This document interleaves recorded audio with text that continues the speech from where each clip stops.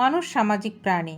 আমরা পরিবার, বন্ধু বান্ধব, আত্মীয় স্বজনের সম্পর্কের ভিড়ে বড় হয়ে উঠি। হ্যালো ভিউয়ার্স, আসসালামু আলাইকুম। কিন্তু জীবনের পথ চলা একসময় হঠাৎ থমকে দাঁড়ায়। যখন উপলব্ধি আসে দিন শেষে আসলে কেউ নিছক ভালোবাসা বা মায়ার টানে পাশে থাকে না, থাকে স্বার্থের টানে। প্রথম দিকে বোঝা যায় না, কেউ হাসি দিয়ে কাছে আসে, কেউ কাঁধে হাত রেখে সান্ত্বনা দেয়, কেউ আবার বড় বড় ত্যাগের গল্প শোনায়। তখন মনে হয় এই মানুষগুলো নিশ্চয়ই নিঃস্বার্থ। কিন্তু আসল রূপ তো ধীরে ধীরে আসে, উন্মোচন হয়।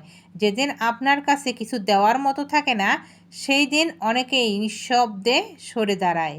এটাই বাস্তবতা। বাবা মাও অনেক সময় তাদের রূপ বদলে ফেলে, অন্য ভালো সন্তানদের কাছে থাকতে চায় যাদের অর্থনৈতিক অবস্থা ভালো। তাছাড়া পৃথিবীতে এমন কেউ নাই যে মানুষ নিঃস্বার্থভাবে পাশে থাকবে, যে নিঃস্বার্থভাবে আপনাকে ভালোবাসবে, আপনাকে আঁকড়ে ধরে রাখবে, আপনার দুঃসময়েও পাশে থাকবে। বাকি সম্পর্কগুলোর কোনো সার্থকতা বা স্বার্থে বাধা অর্থের কোনো প্রয়োজনে পড়ে না।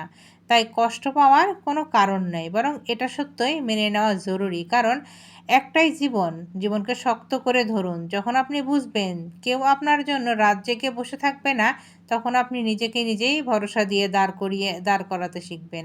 দিন শেষে জীবনের আসল শিক্ষা হলো নিজের প্রতি আস্থা রাখা, নিজেকে শক্ত করে গড়া। আর যদি কেউ সত্যি নিঃস্বার্থভাবে পাশে দাঁড়ায়, তবে সেই পৃথিবীর সবচেয়ে মূল্যবান মানুষ।